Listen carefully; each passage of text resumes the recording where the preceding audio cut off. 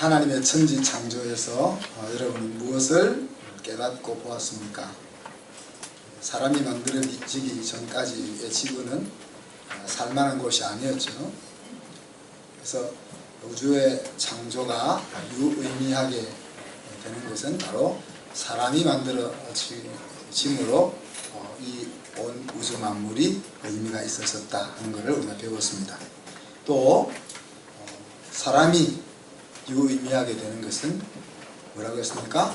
하나님의 생기가 우리에게 들어옴으로 비로소 내가 의미 있는 존재가 된다 하는 것을 배웠습니다. 또한 사람의 완성은 여자를 만드는 것으로 이루어졌다 하는 것을 우리가 통해서, 그렇지만 여자가 너무 웃지 않아도 될 이유는 남자에게서 나왔다 하는 사실. 그래서 결국은 서로가 있어야만 온전한 존재가 된다. 그래서 이것이 이제 우리가 윈윈 할 수 있는 구조로 하나님이 사람을 만드셨다. 그래서 우리가 다름과 하나됨에 대해서 나누었습니다. 특히 또 남자가 여자의 복종을 얻어내는 방법은 주님이 하셨던 것처럼 충성을 다하여 또 죽도록 사랑하는 것을 통해서 여자의 충성을, 여자의 복종을 얻어내는 거다. 그래서 이런 것들이 또 서로가, 남자와 여자가 서로가 서로를 어떻게 인식하느냐 하는 관점에서 이야기할 때 자기 자신과 같은 모습으로 인식해야 한다 하는 것들을 우리가 창조를 통해서 좀 살펴보았습니다. 그래서 오늘은 그 창조에 꽂힌 사람, 그 가운데서도 나 자신에 대해서 한번 살펴볼 수 있기를 바랍니다. 오늘 대부분의 말씀이 나를 감찰하시고 아시는 하나님에 대한 이야기입니다. 2절에 보면은 앉고 일어서는 것을 아시고 멀리 있어도 내 생각을 밝히 알고 계시는 분이 하나님이다. 또 내가 밖으로 나가서 무엇을 하는가 하는 것, 그리고 내가 저녁에 돌아와서 잠자리에 드는 것, 그것에 하나님은 하나하나의 관심을 가지고 계신 분이고, 그래서 내 모든 행위, 내 모든 길, 내 모든 삶에 하나님이 생뚱맞게 잘 모르는 것이 아니라 항상 익숙하시다. 그것이 이제 3절 말씀입니다. 4절에는 말이 내 입 밖으로 나오기 전에 혀가 돌아서 말을 만드는데, 말이 나오기 전에 혀도 알 정도로 나를 온전히 아신다. 그래서 내가 의식으로 뭘 하려고 하기 전에 그 의식 이전에 있는 것조차도 아시는 분이 하나님이다. 그랬습니다. 6절에 보면은 내가 미치지 못할 정도로 높은 하나님의 지식은, 나를 아는 하나님의 지식은 내가 미칠 수 없을 정도로 높고 넓다. 그리고 또 7절에는 그분을 떠날 수도 없고 피하려고 해도 피할 수도 없다. 8절에는 이렇게 이야기했습니다. 하늘로 올라가도 거기 계시고 서울의 자리를 펼지라도 거기 계신다. 이걸 은유적으로 해석하면은 하나님과 동행하는 삶을 살면서 내 인생에 빛나는 그런 날에도 하나님은 나와 함께 계신 것이고, 또 하나님을 떠난 삶을 추구해서 마치 지옥에 머물고 있는 것과 같은 그런 암울한 자리에 내가 빠져 있다 해도 그것에도 하나님이 계신다.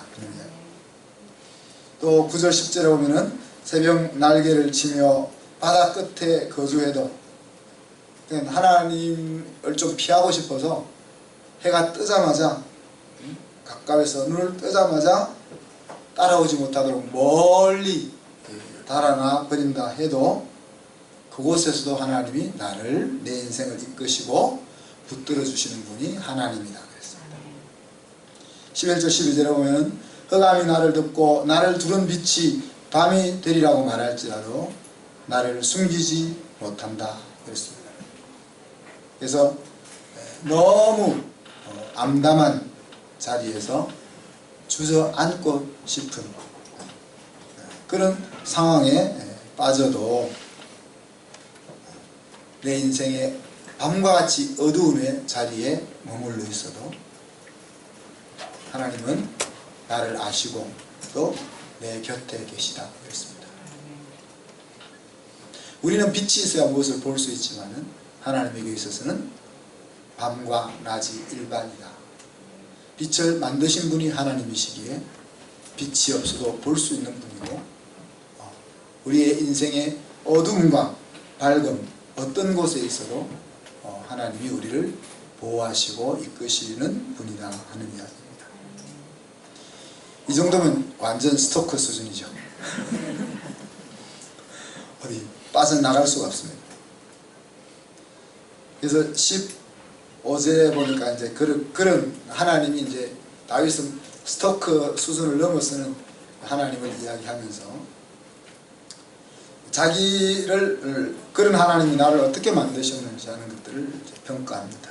13절에 보면 하나님이 나의 장부를 만드셨다. 그래서 여기서 이제 장부를 한 우리 몸 안에 있는, 그러니까 이제 이 몸을 지탱하는 골격이 있다면 껍질이라고 할 수 있죠. 근데 그 속에 모든 심장이나 또 위나 폐나 뇌나 하는 모든 이런 것들, 그런 것들을 하나님이 다 만드셨다는 거죠. 다 만드셨고, 또 15절에 보면 시험 받을 때부터 나의 형체가 숨겨지지 못했다 그랬습니다. 그러니까 뭐 이렇게 다 만들어져서 이 세상에 나와 사는 앞에서는 이제 내 일거수일투족을 하나도 빠짐없이 살펴보신다 그렇게 했는데, 곰곰이 생각해 보니까 내가 뱃속에서부터, 어머니 뱃속에서부터 만들어지려고 하기 전부터 하나님이 나를 아시고 나를 만들기 시작했다 하는 이야기입니다. 16절에 보니까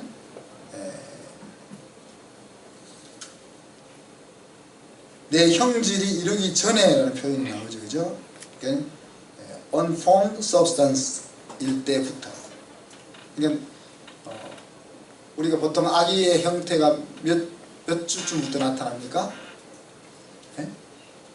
이제 감수분열을 남자와 성자가 만나서 핵이 잉태가 되면은 그때는 점과 같은 존재지만은 그 점과 같은 것이 계속 분열을 해 나가잖아요. 분열을 해 나가서 아마 3주나 4주쯤 되면은 꼭 뭡니까 이거 골챙이 같지는 않고 이렇게 생기는 게 나오잖아요. 그죠? 느낌표처럼, 느낌표, 해마 같은 그런. 그래서 우리가 여기 아기가 생겼네 라고 보기 전도 아니고, 그러니까 그런 물질이 형성되기도 전에 원재료와 같은 그런 아무런 눈으로나 힘이거나 무엇으로 봐도 어떤 형체를 알아볼 수 없는 그와 같은 본질, 물질 그 자체에서부터 뭐라고 했습니까? 하나님이 나를 줄곧 보아오셨다. 그때부터. 그리고 또 이런 표현을 썼습니다. 나를 위하여 정한 날이 하나도 되기 전에 주의 책에 다 기록되었나이다. 자, 우리 한 사람 한 사람에 대해서 하나님이 나를 빚어가시는 날이 있다는 거예요. 그죠? 그러니까 어떤 사람은 100년 동안 빚을 끄고 어떤 사람은 60년 동안 빚을 끄고, 그러니까 하나님이 우리를 그냥 사람의 모양으로 딱 만들어 세상에 나오게 하는 것으로 창조의 끝이 아니다는 거예요. 우리가 하나님의 목적한 그 자리에 가기까지 하나님이 계속 우리를 빚어나가신다는 거예요. 그래서 각자를 향하여 하나님이 만드시려고 하는 정한 날이 있다는 거예요. 그런데 그 긴 날 동안 하나님이 창조의 작업을 계속해 나가실 텐데, 근데 그 긴 날 동안 첫째 날이 끝나기도 전에 하나님이 나에 대한 모든 정보를 블루프린트 속에 딱 다 기록했다는 이야기입니다.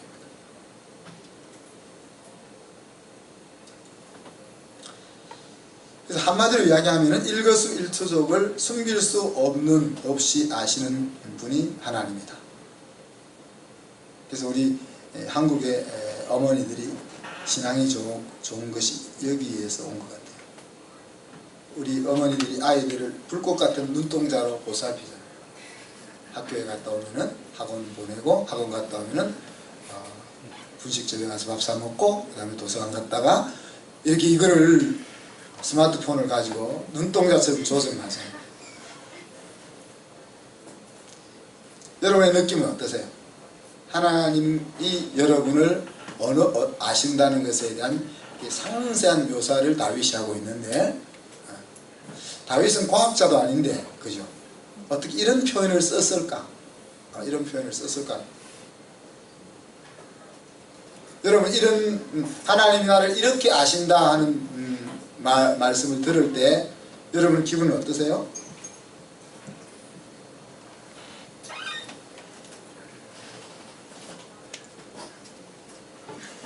기분이 없으시군요. 알겠습니다. 그럼 넘어갑시다. 자, 이제 여기까지는 자기를 만드신 하나님의 놀라운 하나님에 대한 이야기라면은, 그 하나님이 만든 자신에 대한 다윗의 인식에 대해서 한번 봅시다. 14절에 보면은 주께 감사함은, 한마디로 말해서 오늘 설교 제목 신묘 막측하다, 신기하고 놀랍다. 그 놀라운 하나님의 만드심을 내 영혼이 너무너무 잘 알고 있다 라고 묘사하고 있습니다. 제가 인터넷을 통해서 인체 신비에 대한 것들 몇 가지 좀 찾아봤습니다. 의사들이 하는 말이, 피가 몸을 완전히 한 바퀴 도는 데는 46초가 걸린답니다. 혀에 침이 없으면 맛을 알 수가 없고, 코에 물기가 없으면 냄새를 맡을 수가 없고, 갓난아이는 305개의 뼈를 가지고 태어나는데 커가면서 여러 개가 합쳐져서 어른이 되면 206개로 바뀐다는 거예요. 두 개의 콧구멍이 있는데 이 콧구멍은 스페어로 있는 것이 아니고 서너 시간마다 그 활동을 교대한답니다. 한쪽 콧구멍이 냄새를 맡는 동안 다른 한쪽은 숨을 쉰다는 거죠. 신비하지 않습니까? 그죠? 음악을 할 때, 그죠? 우리가 사모님은 더 잘 아시겠는데, 노래를 하면서 또 숨을 쉬잖아요. 복식호흡이라는 것이 있겠지만은, 우리 뇌는 몸무게 2%밖에 차지 않지만은 사용하는 산소의 양은 전체 몸이 사용하는 양의 20%, 자기 무게의 10배를 쓰고, 뇌는 우리가 섭취한 음식물의 20%를 소비한답니다. 전체 피의 15%를 사용한다. 지문이 같을 확률은 1, 10, 100, 1000만, 10만, 100만, 1000만, 1억, 10억, 100억, 640억 분의 1. 그래서 지문이 같은 사람이 없다는 거예요. 그러므로 이 세상 한 단어로 한 단어를 말하는데, 우리 엄마 이 말을 하나 하는데 650개의 우리 몸에 근육이 있는데 그 중에 72개가 움직여야 말 하나를 한다는 거예요. 우리의 키는 저녁 때보다 아침에 0.8cm 더 크고, 항상 아침에 잰 키를 기억하시면 됩니다. 낮 동안 우리가 서 있거나 앉아 있을 때 척추에 있는 물렁한 디스크 뼈가 몸무게로 인해서 납작해지기 때문에 0.8cm가 저녁이 되면 줄어든다는 거예요. 그래서 거꾸로 매달려 가지고 자중 운동을 하면은 눌려져 있는 디스크가 펴지니까 굉장히 건강이 좋겠죠, 그죠? 건축이 끝나면 그런 걸 하나 어디 만들어 놓을 겁니다. 그래서 하루 종일 걸어 다니다 보면 모르는 새 발이 붙는 이유도 그렇고, 우리 몸을 살리기 위해 이와 같이 오장육부, 사지백체, 수십만 개의 세포들이 쉬지 않고 일하고 있다. 이것은 이제 의사가 의학적으로 바라본 인체의 신비입니다.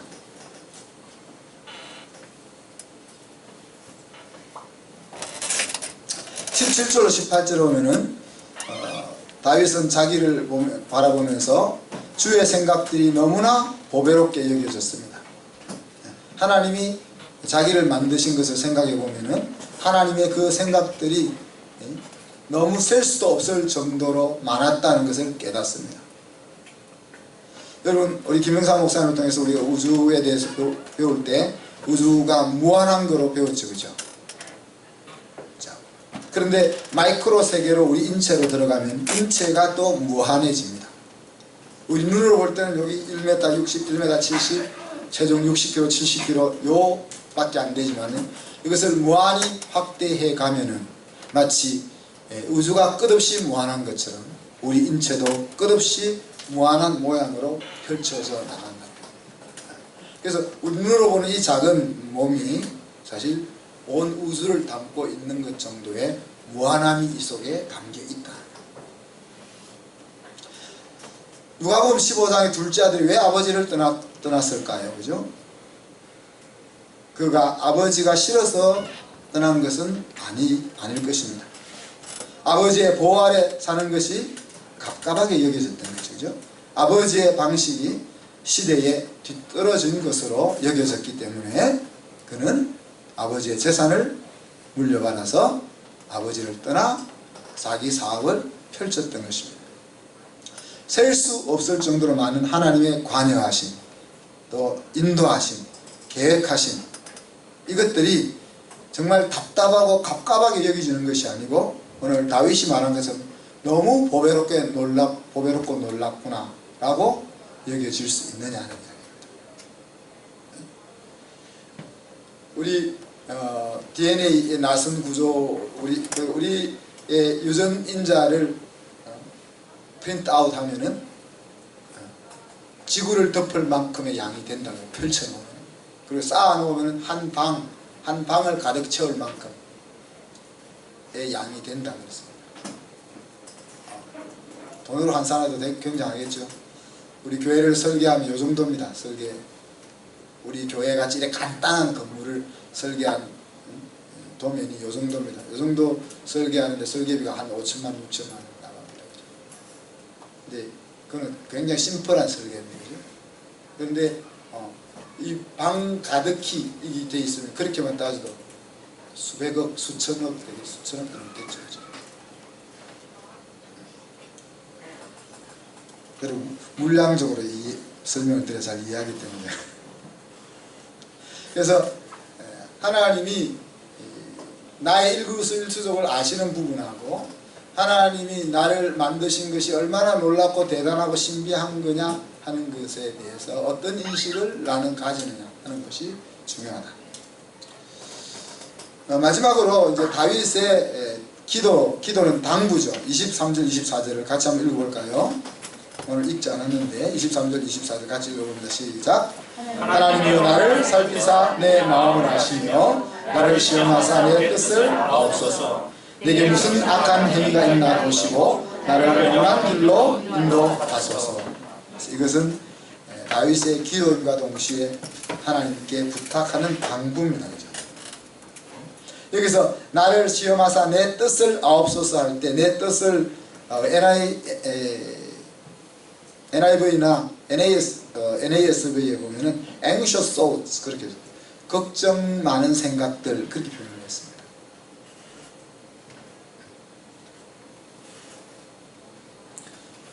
내 마음속에 내 머릿속에 수많은 생각들이 있는데 그 생각들 중에 대부분이 근심과 걱정이 쌓여 있다는 것, 불확실하니까. 그래서 하나님이 내 마음을 잘 살펴서 뭘 해달라는 겁니까? 악한 길로 걸어가는 어떤 것이라도 발견이 된다면 영원한 길로 나를 이끌어 주십시오 라고 당부하고 있는 거죠. 마치 주님이 제자들에게 가르치는 기도에서 시험에 들게 하지 않도록 그렇게 기도하라고 했던 것처럼요. 왜 염려와 불안함이 우리의 머릿속에 우리의 마음속에 생기겠습니까? 여기서 한 걸음 더 나아가게 되면은 그죠? 제가 2절로 가지 말자는 표현을 쓰죠. 하나님이 기뻐하시지 않고 내 인생에도 유익하지 않은 길로 발을 디디게 되기 때문에 그렇습니다. 우리가 믿음이 부족하고 불확실함 때문에 염려가 우리 마음에 찾아오지만 그 염려를 염려 때문에 또 하나님 앞에 나가면은 그 문제가 해결이 되는데, 그 염려를 계속 가슴에 품고 자기 방식으로 풀어나가다 보면은 원치 않은 길로 빠져나가게 된다.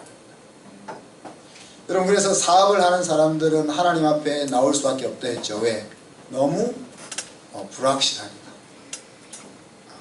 내가 사업을 잘 못하지 않아도 나랑 거래하는 사업체가 부도를 맞으면 나도 함께 무너질 수 있는 그런 위기에 있는 거죠. 그래서 월급 받고 있는 사람들도 참 언제 잘릴까 이런 것 때문에 고민이 많잖아요. 그죠? 눈치 봐야 되는 고민이 많지만은 사실 자기가 무언가를 꾸려나가는 사람은 그렇기 때문에 하나님 앞에 나와야 됩니다. 그래서 우리의 인생 가운데 불확실함이 있는 이유는, 그 anxious thought가 있을 수밖에 없는 이유는 그것 때문에 우리가 하나님 앞에 더 가까이 나아간다는 이야기죠. 인간은 천에 하나 만에 하나 불확실하지 않으면 하나님 앞에 찾아 나가는 사람이 잘 없습니다. 그런 사람은 참 특이한 사람이에요. 불확실하기 때문에 하나님 앞에 우리가 나갈 수 있는 거죠. 그런데 많은 경우에는 불확실함에도 불구하고 하나님 앞으로 나가려고 하지 아니하고 자기의 힘과 말과 마병의 힘을 의지하려고 하는 거죠. 그래서 오늘 다윗은 자기가 그렇게 망하는 길로 자기도 모르는 사이에 빠져가지 않도록 하나님이 자기를 그렇게 눈동자처럼 불꽃같이 완전 스토커 수준 이상으로 곁에 계신 하나님에게 부탁하고 있는 것입니다. 지난 우리가 새벽 예배 때 쭉 보았던 말씀들을 보면은 하나님의 온전한 창조에 대한 몇 가지 말씀들이 나옵니다. 시편 104편에 보면은 거주의 경계를 정하시고 라는 말이 나옵니다. 그래서 물이 넘치지 못하게 하셨다. 우리의 삶의 터전을 하나님이 보호해주고 계신다는 이야기입니다. 지난주에 큰 무지개가 분당했던 거 보셨어요?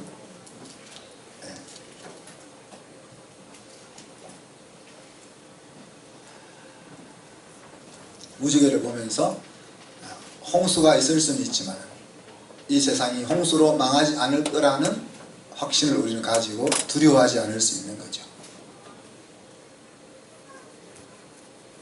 북극과 남극의 빙하가 다 녹으면 해수면이 200m 올라온다는 과학자들의 보고가 있지만, 그래서 우리가 이산화탄소 배출을 줄이기 위해서 애쓰고 노력해야 되는 것은 맞지만, 그러나 우리나라가 물에 다 잠길까봐 괜히 걱정하고 살 이유는 없다는 겁니다.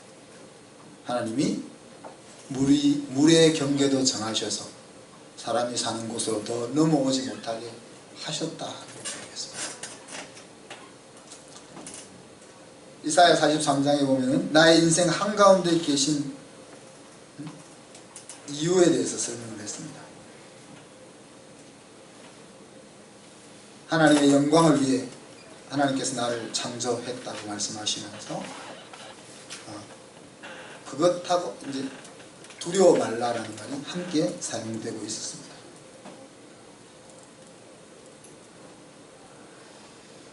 나라가 망했으니까 얼마나 마음이 두렵고 불안하겠습니까? 그렇죠? 그렇지만 하나님께서 이스라엘을 만드신 이유와 우리를 만드신 이유는 당신의 영광을 찬양하게 하기 위해서 우리를 만들게 만들었다는 거예요. 그 말은 그렇기 때문에 우리를 끝까지 책임지고 보호하시고 이끄시겠다는 이야기입니다.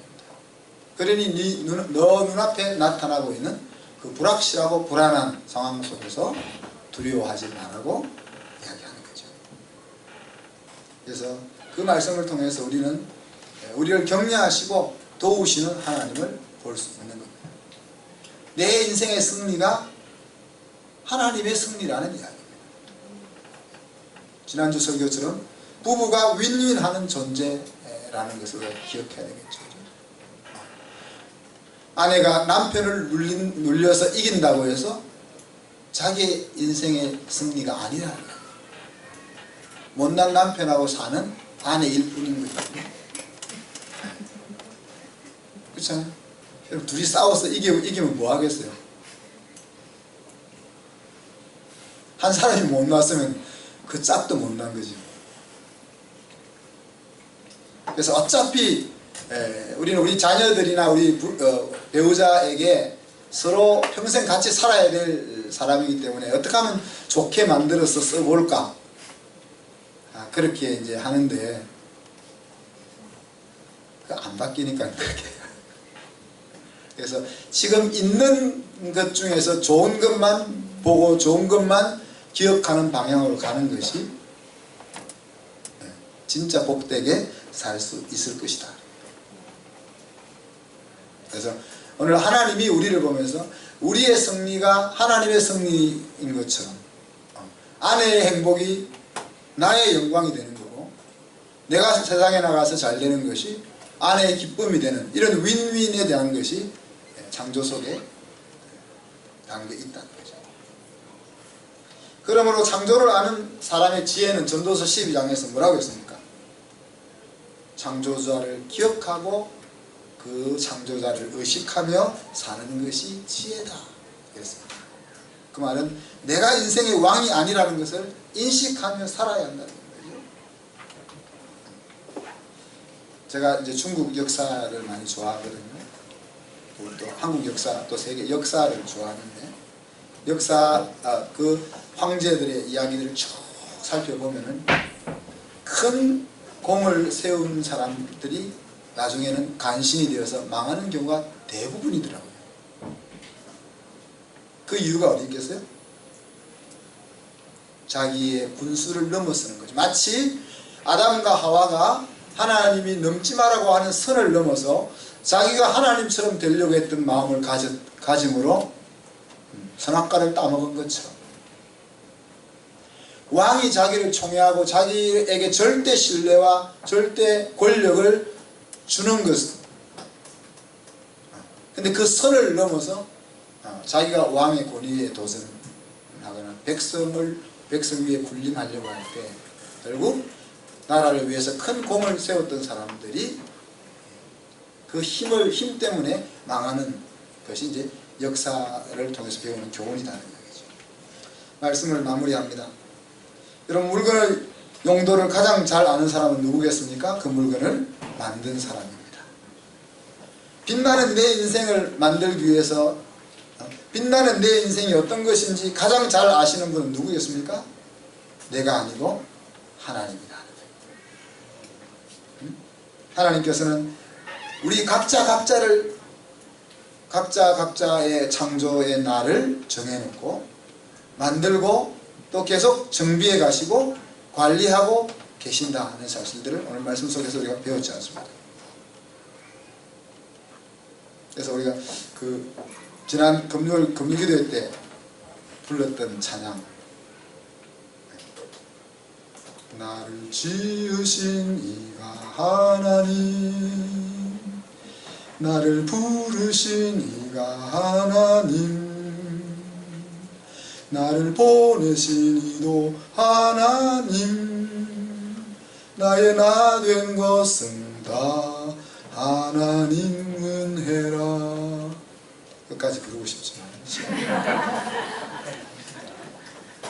그러니까 이 나를 만드신 분도 하나님이고, 나를 세상 가운데서 불러서 이 자리에 앉게 하신 분도 하나님이고, 또 나를 다시 일터로 보내시고 세상으로 보내신 이도 하나님.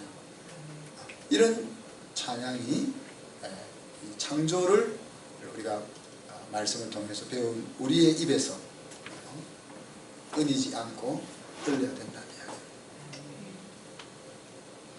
이 찬양이 언제 작곡되었을까요? 저는 아마 암울한 시기에 지어졌을 거라고 생각합니다. 언제 불려질까요? 즐겁고 기쁠 때보다 힘들고 지쳤을 때 이 찬양이 더 감격적으로 불려질 것입니다.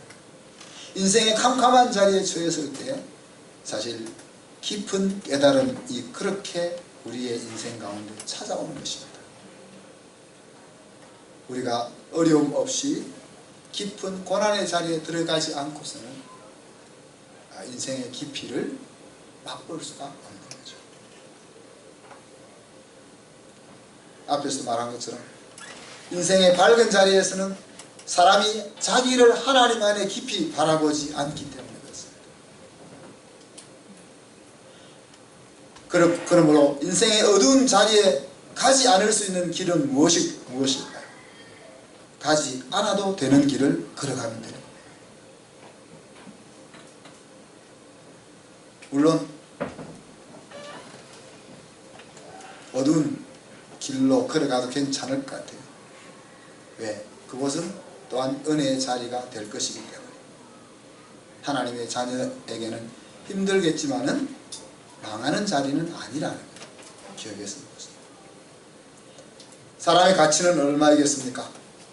과학적 지식이 없는 사람의 눈으로는 원재료만 판단하면 우리 몸에 이는 몇 프로고 뭐 이렇게 칼슘은 몇 프로 이걸 다 팔면 아마 10만원 남짓할 거예요. 그렇게 잘 모르는 사람의 눈으로 이거를 재료의 차원에서 바라봅니다.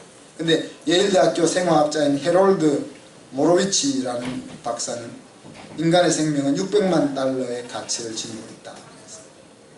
헤모글로빈은 그램당 285달러, 인슐린은 47달러, 효소 트립신은 36달러, 담즙색소인 빌리루빈은 12달러, DNA는 76달러, 콜라겐은 15달러, 알부민은 3달러, 덜 알려진 물질로 효소를 활성화시킨다는 아세테이트 히아나제는 8,860달러, 알칼리 포스파타테는 225달러, 히알루론산 교착 물질은 175달러, 브레디킨 아미노산은 12,000달러, 저생산을 자극하는 호르몬 프로클렉틴은 175만 달러. 그래서 600만 달러의 가치가 있다.